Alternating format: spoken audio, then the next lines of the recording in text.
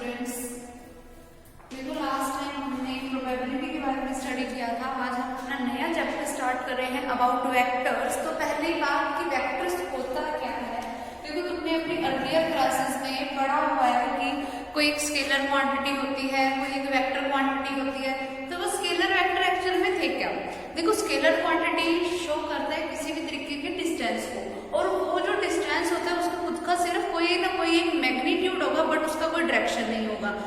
जब उसी किसी पाथ का अगर हमारे पास मैग्नीट्यूड या लेंथ के साथ साथ अगर मुझे उसका डायरेक्शन भी बोल दिया कि कोई पर्सन ए से बी जा रहा है, अगर हमें ये नहीं बोला कि ए से बी जा रहा है या बी से ए जा रहा है, सिर्फ हमारे पास अगर हम बात करें किसी भी तरीके के ए बी के डिस्टेंस की, तब इसका मतलब जब हमें मतलब ना पता हो कि कोई पर्सन ए से बी गया था या बी से ए गया था, तब सिर्फ अगर हम सिर्फ इस ए बी के बीच के डिस्टेंस की बात करें तब उस डिस्टेंस को बोला जाता है एज ए स्केलर क्वांटिटी। क्यों? क्योंकि इसका मुझे कोई डायरेक्शन नहीं पता।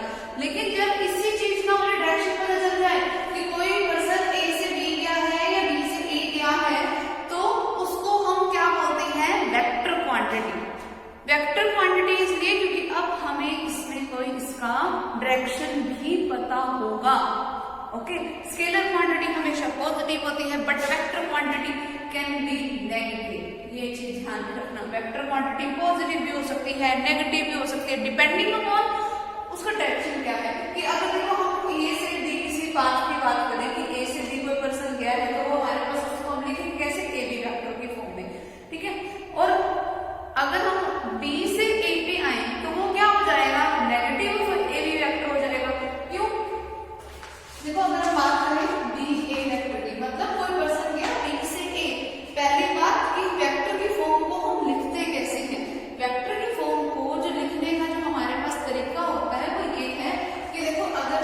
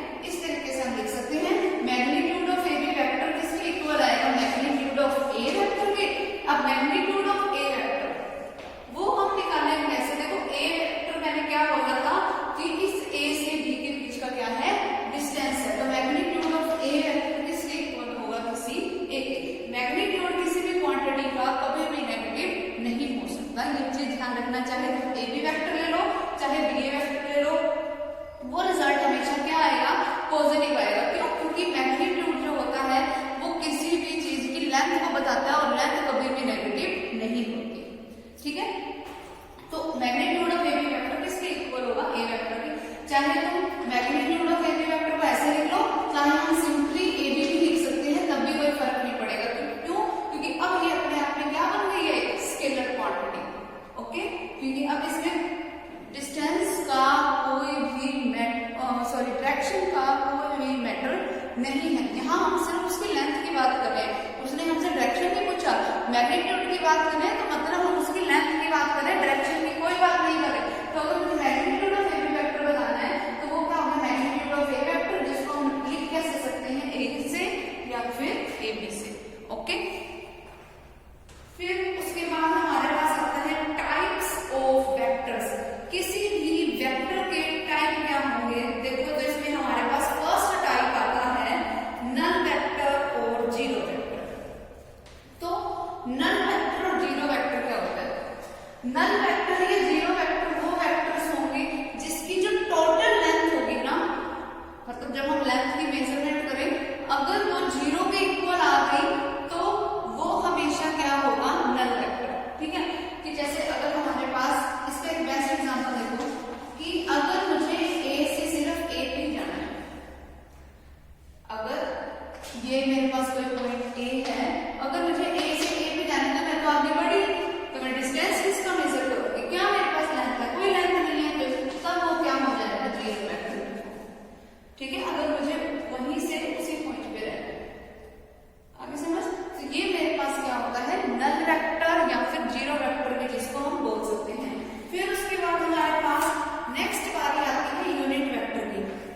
तो देखो इसमें अगर हम यूनिट वेक्टर की बात करें, एक के जो बोलना है इसको हम यहाँ पर बात करें टोटल लेंथ की, तो इट मीन्स कि हम यहाँ पर magnitude of A B vector जब जीरो वेक्टर के इक्वल हो, जीरो के इक्वल आ जाए, तब भी हम उसको क्या बोलते हैं, नल वेक्टर या फिर जीरो वेक्टर।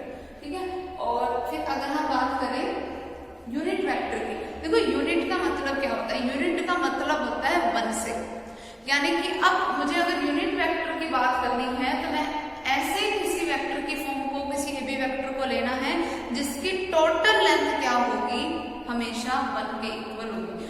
अब अगर मुझे टोटल लेंथ की मेजरमेंट करनी है तो वो हम करेंगे कैसे, देखो टोटल लेंथ मतलब मुझे उसका मैग्नीट्यूड ही निकालना है कि जब अगर मुझे किसी यूनिट वेक्टर को फाइंड आउट करना है ना, सबसे पहले यूनिट वेक्टर की नोटेशन कैसे करते हैं, इस तरीके से कि कोई अगर मेरे पास कोई ए टाइप का कोई वेक्टर है, अगर मुझे उसका कोई यूनिट वेक्टर निकालना है तो उसको निकालने का तरीका क्या होगा, पहले तो वो सीखो, यूनिट वेक्टर की रिप्रेजेंट की जाती है ए के ऊपर इस तरीके से कैप बना के, जिसको हम बोलते भी यही है ए कैप। ठीक है, अब ए कैप किसके इक्वल होता है, ए कैप हमेशा इक्वल होगा A vector divided by magnitude of A vector. Unit vector होता क्या है वो सुनो, कि अगर मुझे कोई भी वेक्टर दे रखा है, उस वेक्टर को अगर मैं डिवाइड कर दूं उसी वेक्टर के मैग्नीट्यूड से, तो जो मुझे नया वेक्टर मिलेगा ना, वो हमेशा अपने आप में क्या होगा, यूनिट वेक्टर। उसकी टोटल वैल्यू जो होगी उसके मैग्नीट्यूड की, वो हमेशा 1 के इक्वल ही होगी। ए वेक्टर कोई भी वेक्टर दे रखा होगा, मुझे सिर्फ करना क्या है, उस वेक्टर को डिवाइड करना है उसी के मैग्नीट्यूड से, तब जब मुझे एक नया वेक्टर मिल गया, वो जो नया वेक्टर होगा वो हमेशा अपने आप में क्या होगा, एक यूनिट वेक्टर। और यूनिट वेक्टर की रिप्रेजेंट कैसे की जाती है, ऐसे ए कैप लगा के। ठीक है, फिर उसके बाद हमारे पास डेफिनेशन आती है इक्वल वेक्टर्स, कि कोई भी दो वेक्टर इक्वल वेक्टर कब होंगे। देखो एक वेक्टर है हमारे पास ये ए बी, और दूसरा वेक्टर है हमारे पास ये सी बी। इक्वल वेक्टर्स की हम बात कब करेंगे, वो देखो, एक तो होने क्या चाहिए इक्वल वेक्टर के लिए, कोई भी दो चीज को हम इक्वल तभी करेंगे अगर उनकी लेंथ सेम होगी। इसका मतलब पहली कंडीशन क्या है कि इन दोनों की लेंथ सेम होनी चाहिए, यानी कि magnitude of A B vector किसके इक्वल आना चाहिए, magnitude of C D vector के, पहली चीज। दूसरी चीज, दोनों का डायरेक्शन भी क्या होना चाहिए, सेम होना चाहिए। ठीक है, दो वेक्टर्स इक्वल तब होंगे, एक तो उनकी लेंथ सेम हो और दूसरा उनका डायरेक्शन भी सेम हो। अगर ये ऊपर की तरफ जा रहा है तो ये भी ऊपर की तरफ ही जाएगा। ठीक है, और फिर इसमें हमारे पास है क्या, और दोनों क्या होने चाहिए, पैरेलल भी होने चाहिए।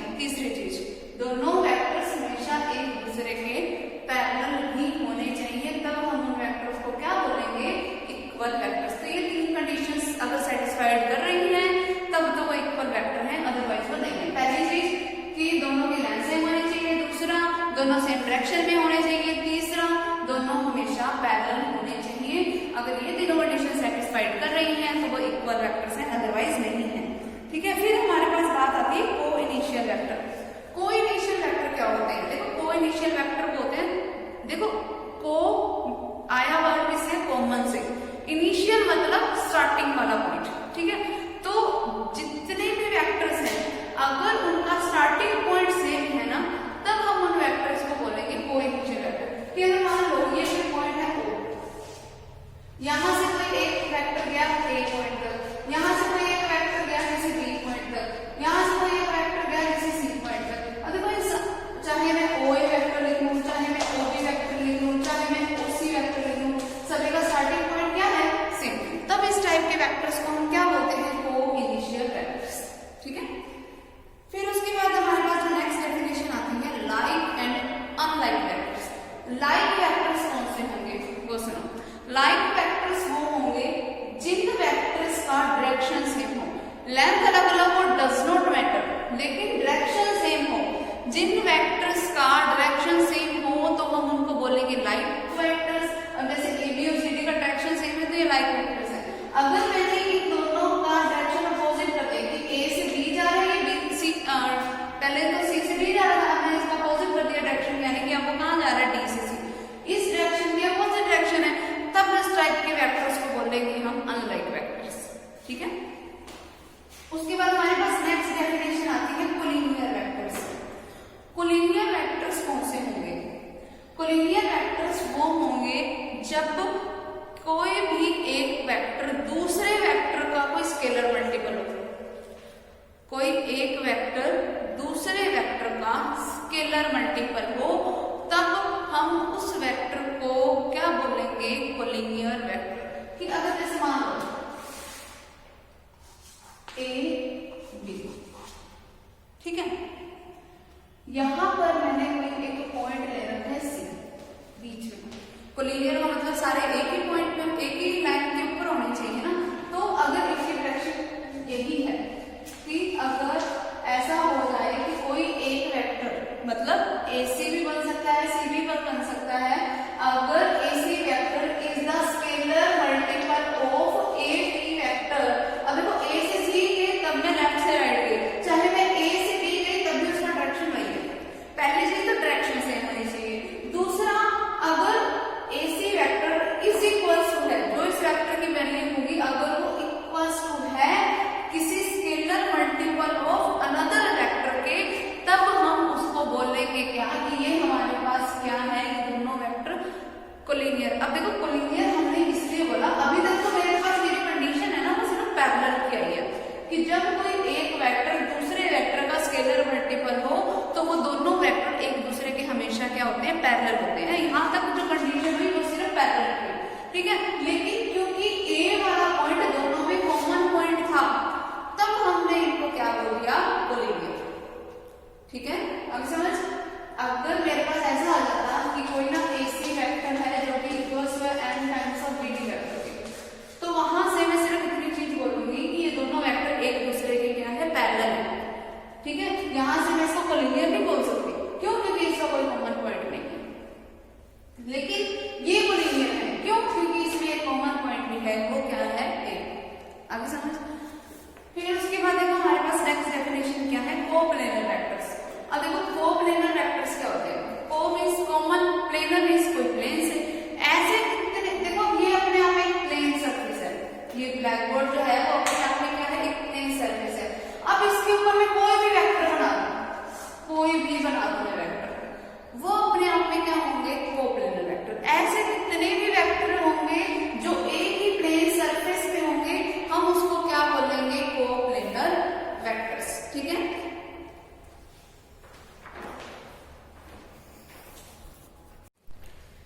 देखो अब हमारे पास नेक्स्ट डेफिनेशन है लोकलाइज्ड वेक्टर। लोकलाइज्ड वेक्टर क्या होता है? जिन वेक्टर्स का इनिशियल पॉइंट फिक्स होना, तो उस टाइप के वेक्टर को बोला जाता है लोकलाइज्ड वेक्टर। कि अगर मैंने किसी भी एक वेक्टर का इनिशियल पॉइंट यानी जो स्टार्टिंग पॉइंट है वो मैंने A फिक्स कर दिया, तो इट मींस कि वो वेक्टर अपने आप में क्या बन गया? तो लोकलाइज्ड वेक्टर। फिर उसके बाद हमारे पास नेक्स्ट डेफिनेशन है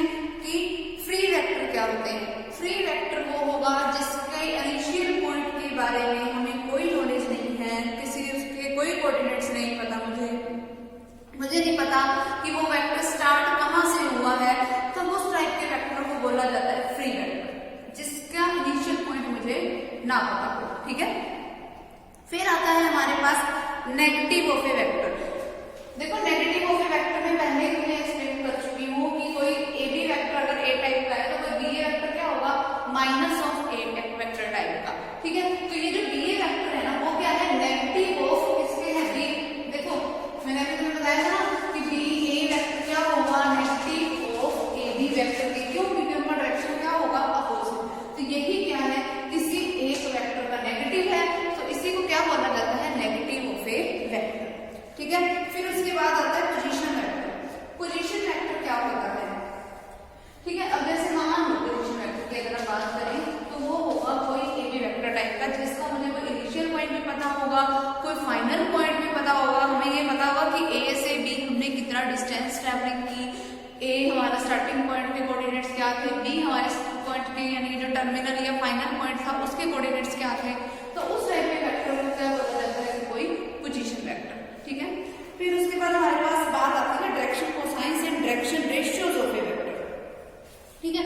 अगर मुझे किसी भी वेक्टर के डायरेक्शन कोसाइंस या फिर डायरेक्शन रेशियोज बतानी है तो वो हमारे पास क्या होगा कि अगर ये हमारे पास मैंने कोई 3 डायमेंशन में कोई एक्सिस ले ली, ठीक है। अगर ये हमारे पास कोई एक्स एक्सिस है, ठीक है, ये हमारे पास अगर कोई वाई एक्सिस है, ये हमारे पास कोई एक जेड एक्सिस है, ठीक। अब इसमें कोई मैंने एक पॉइंट ले लिया पी, जिसके कोऑर्डिनेट्स क्या है, ए बी एंड सी, और ये वाला पॉइंट हम सबको पता है कि वो पॉइंट क्या है हमारे पास, ओरिजिन पॉइंट, ठीक है। इतना बात। फिर उसके बाद देखो होगा क्या, अब ये वाला पी पॉइंट जो है, देखो अगर तुम अपने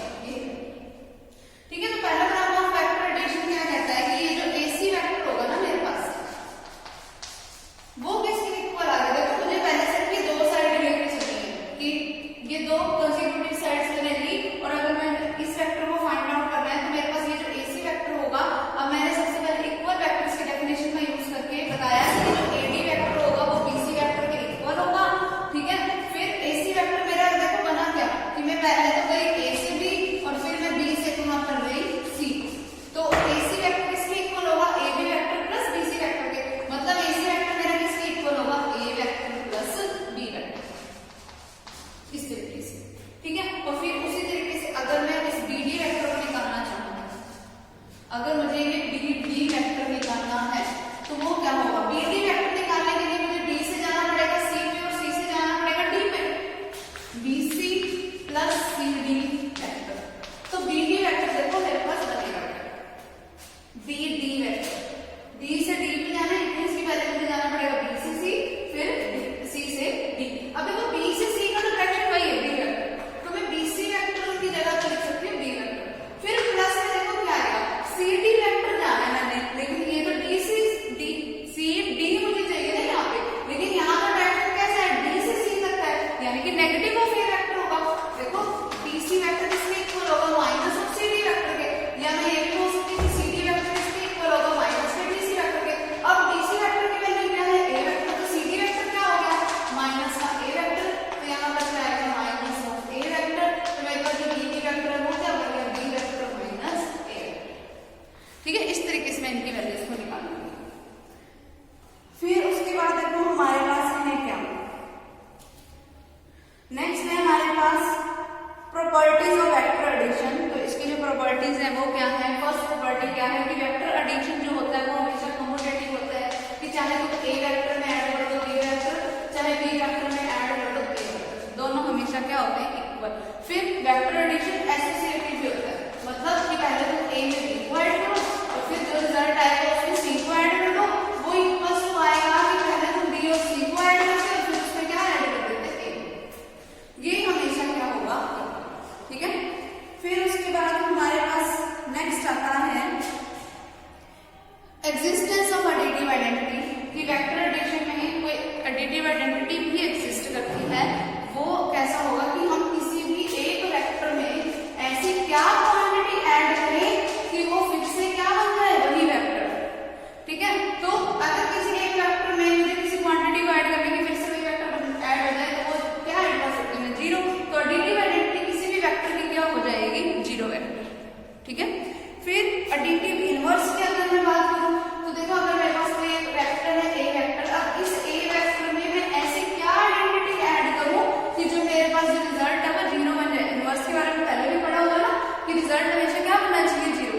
एडिशन सब्ट्रैक्शन में रिजल्ट जीरो बनना चाहिए और मल्टीप्लिकेशन डिवीजन में इनवर्स क्या बनना चाहिए, 1, ठीक है। अब ए वेक्टर में क्या क्वांटिटी ऐड करूं कि मेरे पास रिजल्ट जीरो बन जाए, तो मैं इसे माइनस का ए वेक्टर ऐड करूंगी तभी मेरा रिजल्ट जीरो बनेगा ना। तो इस ए वेक्टर का एडिटिव इनवर्स क्या होगा, माइनस का ए वेक्टर, ठीक है।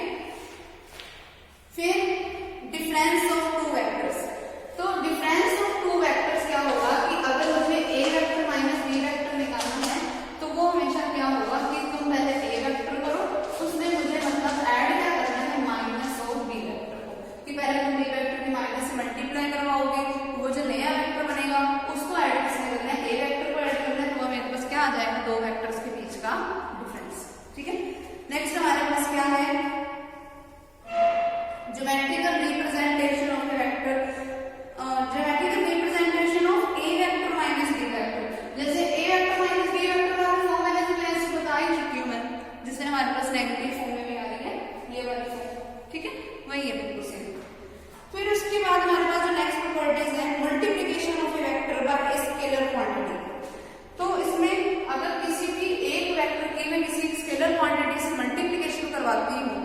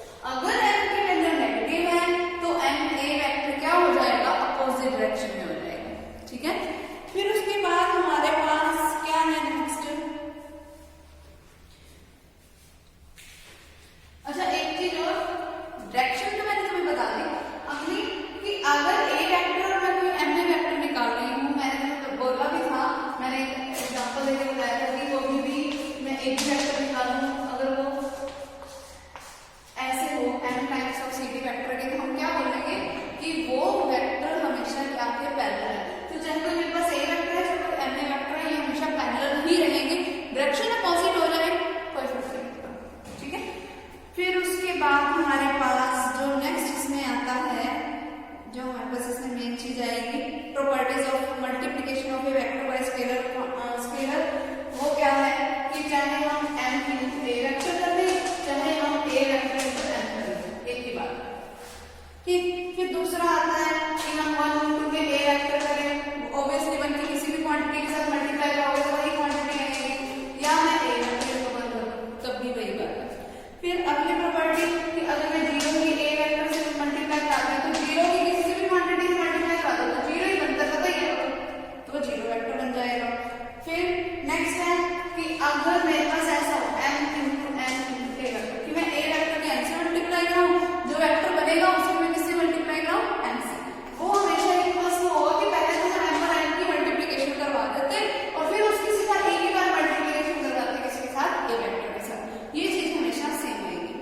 फिर अगला है मेरे पास कि अगर मैं n में n को ऐड कर देती और फिर उसकी मल्टीप्लिकेशन कराती ए वेक्टर के साथ, वो हमेशा इक्वल्स में होता कि पहले मैंने m के ए वेक्टर के साथ मल्टीप्लाई कराई, n के ए वेक्टर के साथ मल्टीप्लाई कराई और फिर दोनों को क्या कर दिया, ऐड। फिर उसके बाद हमारे पास नेक्स्ट है, इसमें m और n दोनों स्केलर है नहीं, ठीक है। अब नेक्स्ट है, वैसे भी तुम्हें इससे पता चल सकता है कि इसके ऊपर कोई वेक्टर फॉर्म नहीं लगी, कोई एरो नहीं लगा हुआ, इट मींस ये स्केलर नहीं है, जिसके ऊपर ये एरो लगा वही वेक्टर क्वांटिटी जैसे, ठीक है। फिर अगर मेरे पास m इंटू में a vector plus b vector है तो वो किसके इक्वल होगा, कि मतलब बात क्या है कि अगर मेरे पास कोई एक a टाइप का वेक्टर है, कोई b टाइप का वेक्टर है, दोनों को मैं ऐड करूं और फिर अगर मैं उसकी मल्टीप्लिकेशन कराऊं m के साथ, तो वो हमेशा इक्वल्स होगा m into a vector plus m into b vector, ठीक है। तो ये इस एक्सरसाइज का हमारे पास बेसिक हो चुका है। अब नेक्स्ट टाइम हम इसकी क्या करेंगे, एक्सरसाइज स्टार्ट करेंगे। आज के लिए बस